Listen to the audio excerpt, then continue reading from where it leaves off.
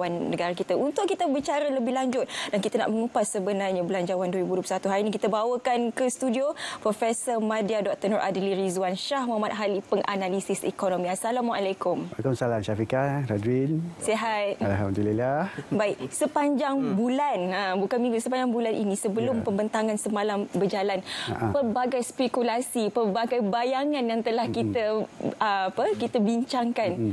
Pendapat Prof sendiri, adakah bayangan itu bertepatan dengan pembentangan semalam ataupun mungkin ada elemen-elemen baru ataupun kejutan yang diberikan oleh Tengku Zafrul semalam? Okey. Pertama sekali kita punya bayangan-bayangan tentang bajet semalam tu agak menepatilah, sebab kita membayangkan itu satu bajet mengembang. Okey, bajet mengembang maksudnya kerajaan akan membelanjakan sebahagian besar daripada peruntukannya untuk memberikan rakyat tunai. Betul. Untuk dibelanjakan, dan kemudian apabila rakyat dapat berbelanja, maka permintaan dan juga kepada barangan dan sebagainya akan meningkat. Seterusnya ia akan meningkatkan kadar pertumbuhan ekonomi negara. Dan kalau kita tengok dalam konteks tu, kita merasakan okeylah, kita terimalah. Maksudnya memang mengembang. Cuma dari segi pengembangan tu mungkin bagi saya tak cukup lagi tu. Maksudnya perlu mungkin ada lebih lagi, sebab saya punya target mungkin dalam 400 bilion untuk dibelanjakan. Tapi kekangan, contohnya kita ada kekangan pendapatan. Okey, kita harga minyak sekarang ni maksudnya baru dalam $35 kepada $40. Okey, itu memberikan kesan yang besar kepada pendapatan negara. Dan juga kita tak ada cukai yang dinaikkan, GST tak ada kan. So pendapatan memang agak terhad. Jadi disebabkan itu, walaupun ianya mengembang, tapi dia mengembang terbesar, tapi tak cukup besar bagi dalam konteks macam mana kita nak memulihkan ekonomi. Sebab sekarang ni dalam proses pemulihan. Dalam konteks pemulihan ni kita perlu belanja. Okey, berbelanja, bagi tunai kepada rakyat belanja balik. Betul. Dan lepas tu dia akan spur ekonomi lah. Betul. Itu kunci utamanya bagaimana sebuah negara itu membangun ataupun dalam fasa pemulihan. Perlu belanja, bukan perlu ada adilan tunai keluar dan masuk tunai itu sendiri. Baik, berdasarkan apa juga yang kita lihat pembentangan semalam Prof, kalau kita lihat, tadi kita dah sentuh berkenaan dengan pecah awam, tapi kali ini kita ingin sentuh secara menyeluruh belanjawan 2021 ini. Walaupun negara mempunyai kekangan dari segi pendapatan merosot disebabkan ekonomi ada yang ditutup sepanjang PKP, awal PKP, premis ditutup, perniagaan ditutup, aliran tunai pun berkurangan, tapi kerajaan masih lagi mampu membelanjakan ataupun memperuntukkan satu nilai terbesar dalam belanjawan 2021. Bahkan ini juga merupakan salah satu pembaharuan ataupun keunikannya, ada nilai tambahan khususnya untuk dana COVID-19, terutama untuk COVID-19 sendiri. Secara amnya bagaimana Prof melihat kerajaan dengan begitu efisiennya dan begitu telitinya membahagikan peruntukan ini dengan nilai yang sebaik mungkin, walaupun pendapatan negara agak terhad. Dia macam ni dalam belanjawan ni, kita contohnya saya nak buat analogi lah. Yang paling mudah bagi penonton faham. Kita dalam satu keluarga, ada ketua keluarga, ada ahli keluarga, ada anak-anak dan sebagainya, isteri dan sebagainya. Lepas tu ketua keluarga perlu buat keputusan, kan? Perlu buat keputusan untuk memastikan ahli keluarga semua dia dijaga dengan baik, mungkin tanggungjawab dia lah. Dan kalau kita tengok, dia ada beberapa faktor lah yang perlu dilihat dari segi kesihatannya, dari segi agamanya, dari segi dia punya keturunan dan sebagainya lah, macam-macam. Itu faktor-faktor dia. Lepas tu sekarang ni dia nak buat bajet. Dia nak buat bajet, dia nak bagi allowance untuk alung, allowance untuk angah dan semacam-macam lah.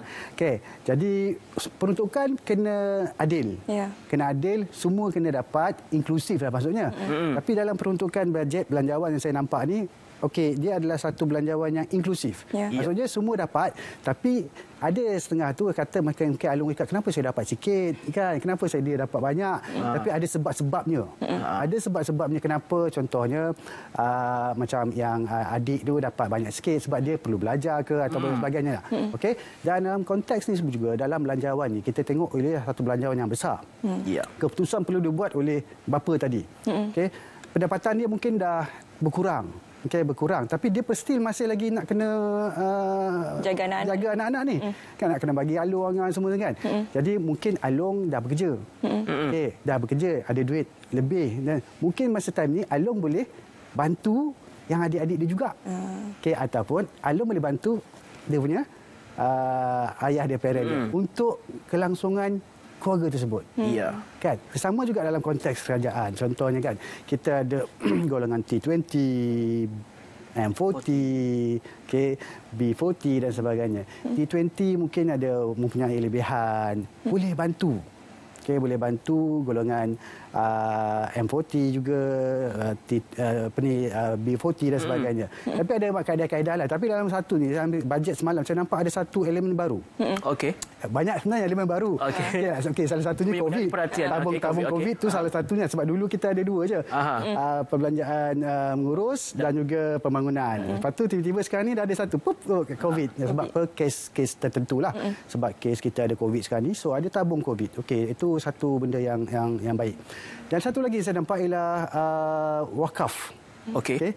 Yang telah dimasukkan dalam bajet ni, maksudnya bajet ni adalah perancangan jangka masa sederhana. Kita ada lagi satu perancangan iaitu jangka masa panjang. Okey, jangka masa panjang, dan sekarang ni kita tengok ada dia punya proses pemulihan tu, ada 6R tu kan. Dan 6R tu sekarang ni adalah proses untuk jangka sederhana dan kemudian akan jangka masa panjang. Okey.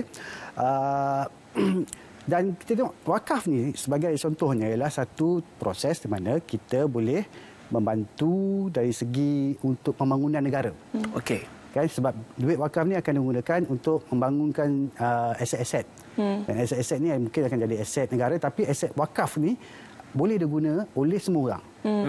Kan? Satu benda yang baru dalam bajet yang kali ini, dan di mana kita akan nampak dia akan buat satu pelan induk untuk wakaf, dan ini mungkin boleh menyelesaikan masalah. Tadi cakap kita bantu kan, Alun bantu yang Alun bantu yang tu, kalau sebab dia mempunyai kemampuan, dah kerja kan, ada pendapatan kan. So dekat sini kita lihat bahawa peruntukan untuk pembangunan tu, sebab kita perlu peruntukan pembangunan tu untuk kita terus memajukan ekonomi. Walaupun kita dah nampak ada peningkatan dari segi amount je, tapi masih lagi kecil lah dari segi total perbelanjaan. Jadi mungkin dalam segi ni wakaf ni boleh membantu pengurusan pembangunan negara nanti.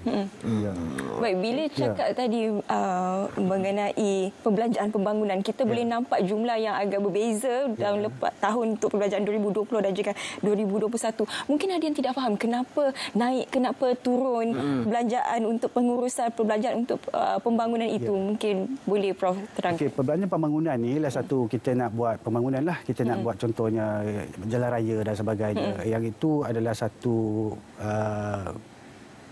pembelanjaan yang kita buat untuk kita meningkatkan balik KDNK kita, iaitu ekonomi kita. Sebab bila ada pembangunan, maka satu kawasan tu mungkin akan dibangunkan, dan mungkin akan faktor-faktor ekonomi dia akan meningkat. So secara tak langsung dia akan memberikan pengganda ekonomi kepada negara. Okay, jadi disebabkan itulah pembangunan kita mahukan perbelanjaan pembangunan itu diberikan sewajarnya, ada berapa kan. Tapi kita masih lagi perlu membayar perbelanjaan mengurus. Perbelanjaan mengurus ni pula kita nampak ada sedikit penurunan sebanyak 4 bilion kan. Di sini kita mungkin melihat kerajaan perlu untuk melihat kepada perbelanjaan berhemah. Mungkin ada kos-kos yang perlu dikurangkan. Tapi yang saya rasa ialah bagaimana kerajaan boleh meningkatkan produktiviti, iaitu dengan menggunakan aspek-aspek digital. Kan? Jadi ada certain urusan tu boleh dilaksanakan dengan menggunakan digital, dan dia akan meningkatkan lagi produktiviti. Jadi dia mengurangkan kos. Okey. Prof tadi menyentuh berkenaan wakaf, walaupun jumlahnya tidak begitu besar, tetapi memberikan impak yang cukup besar pada masa yang akan datang. Untuk akan datang, jangka panjang. Jadi itu perlu diberi perhatian juga.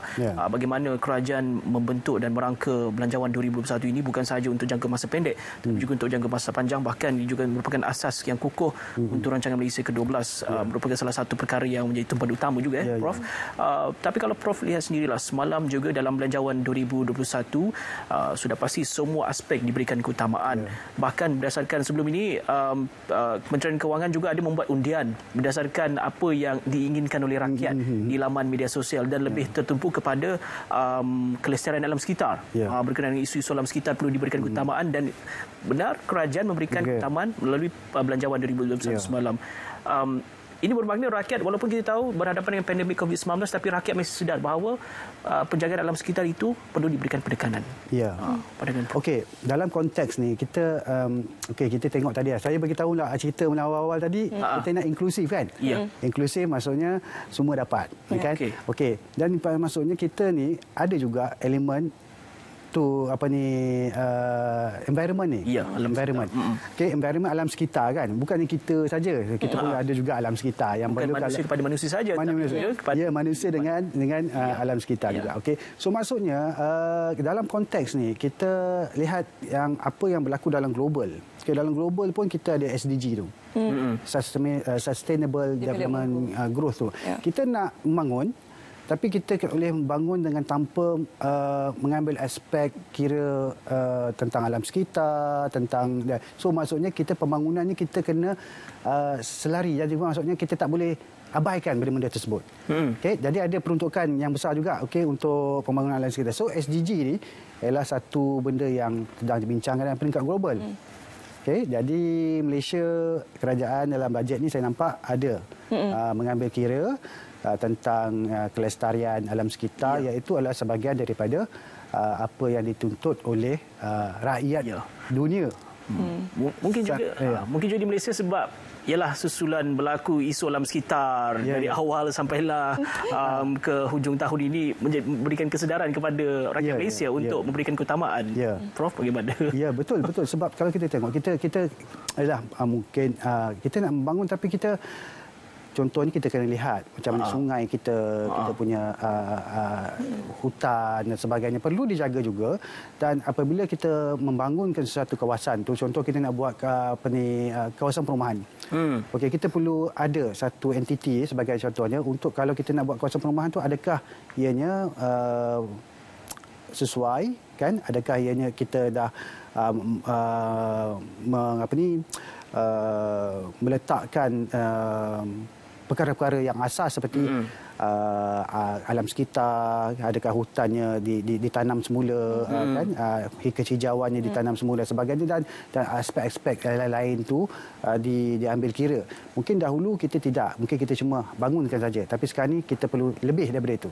Melihat aspek alam sekitar tersebut. Bila kita bercakap mengenai portfolio ini dapat lebih, itu dapat kurang, yang penting kita nak tengok semalam Kementerian Pendidikan Malaysia sekali lagi mendapat peruntukan yang besar, 50.4 bilion. Di situ peruntukan yang paling besar lah berbanding portfolio yang lain. Di mana signifikannya untuk kita nampak, untuk kita menjalankan kelangsungan hidup buat masa sekarang? Sebab kita boleh nampak untuk jangka masa panjangnya, kita boleh nampak bila kita menjaga anak-anak muda ini untuk jangka masa panjang. Tapi untuk sekarang ini, demi kita meneruskan kehidupan, bagaimana?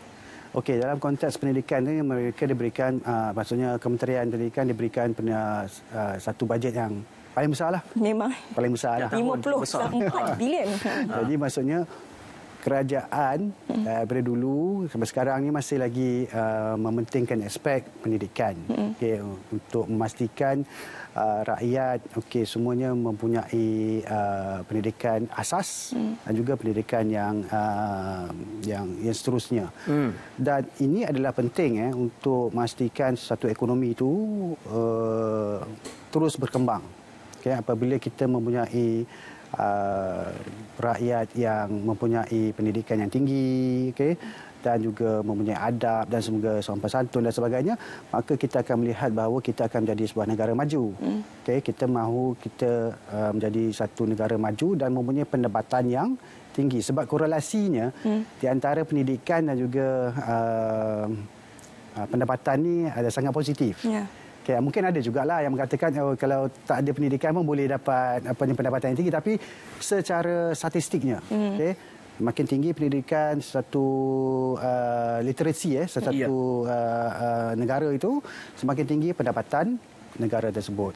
Jadi dalam konteks ini pentinglah untuk kita memperuntukkan sebahagian daripada perbelanjaan kita ni untuk memastikan anak-anak kita ni semua mempunyai pendidikan yang baik. pendidikan yang baik setelah kita lihat dengan sekarang ini norma baharu, kelas pun diadakan secara dalam talian. Ya, itu yang perlunya kepada dia punya rangkaian tu antara sekolah dengan sekolah tu dia perlu ditingkatkan, dan juga pemberian pembelian laptop untuk anak-anak dan sebagainya. Baik, itu dari segi aspek pendidikan. Kesihatan pun kita ada sentuh tadi berkaitan dengan COVID-19 dan COVID-19. Pejak awam pun kita sudah sentuh. Bantuan secara one off dan juga KWSP antara tumpuan semalam juga itu panas. Dan kerajaan telah pun memutuskan bahawa RM500 dikeluarkan untuk akaun KWSP 1 setiap bulan, dan untuk 12 bulan RM6,000, dan disasarkan pada 600,000 ahli sahaja. Pandangan Prof bagaimana? Okey. Saya ada melihat juga luahan hati maksudnya rakyat daripada segi media sosial dan sebagainya. Okey, ada yang mengatakan mereka mahukan mengeluarkan duit akaun 1 KWSP itu, dan sebabkan mereka juga merasakan mereka ada terkesan. Okey, sebab sekarang ni yang naruh ribu tu hanya orang-orang yang diberhentikan kerja. Okay, hilang pekerjaan sahaja. Justru itu yang mana-mana yang gaji mereka berkurangan, ataupun mungkin kerja 2 minggu sebulan, atau itu tidak akan mendapat mengeluarkan akaun 1 tu. Jadi itu adalah satu mungkin boleh dibahaskan selepas ini, dan mungkin kriteria untuk yang terkesan itu. Kriteria untuk yang terkesan itu mungkin boleh diperluaskan lagi. Bukan yang hilang pekerjaan saja. Bukan hilang pekerjaan saja, mungkin orang yang pendapatannya berkurang dan sebagainya boleh untuk mengeluarkan akaun 1 mereka daripada tapi sebenarnya akaun 1 mereka ni adalah untuk simpanan hari tua. Cuma dalam konteks ni mereka amat memerlukan. Amat memerlukan untuk menggunakannya pada waktu ini ialah untuk membayar sebagai contohnya ansuran kereta dan sebagainya. Tapi saya dalam konteks ni kita perlu kreatif juga. Sebagai contohnya, kalau dia perlu membayar ansuran contohnya tunggakan rumah, ansuran rumah, maka akaun 2 boleh digunakan untuk mengeluarkan akaun 2, tak perlu akaun 1, kan? Ataupun dia boleh berbincang dengan bank untuk mendapatkan moratorium. Sebab semalam ada dibentangkan bahawa mana-mana yang terkesan tu boleh buat self declaration. Betul. Iaitu pengisytiharan kendiri, mengatakan bahawa pendapatannya telah terkesan. Maka dia nak mohon moratorium untuk 3 bulan ataupun 90% selama 6 bulan. So ini boleh dilaksanakan juga. Dan juga dalam konteks kalau masih lagi mungkin masalah dari segi itu, boleh berjumpa dengan AKPK, agensi kaunseling dan kredit, kan.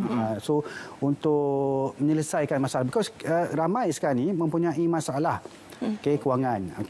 Tapi rakyat Malaysia secara umumnya masih tidak mahir dalam untuk mengendalikan kewangan. Contohnya tiba-tiba dapat keluar akaun EPF sebanyak 10,000 ke, lepas tu tak digunakan dengan secara baik. Ataupun mungkin diguna dengan tidak digunakan secara baik, nanti perkara lain pula yang berlaku dalam simpanan yang digunakan tanpa urusan yang betul. Baik, apapun sesuai kesempatan kita ada, Prof, terima kasih kerana walaupun secara ringkas tapi kita dapat sentuhlah antara secara umumnya bagaimana belanjawan perlu dibahaskan di dalam parlimen, dan melihatkan kita tengok sama ada mereka boleh ni. Baik. Terima kasih kita ucapkan kepada Profesor Madya Dr. Noradli Rizwan Shah Muhammad Ali, penganalisis ekonomi, untuk kita lihat bagaimana belanjawan 2021 ini dirangka secara menyeluruh dan juga inklusif. Dan apa yang dapat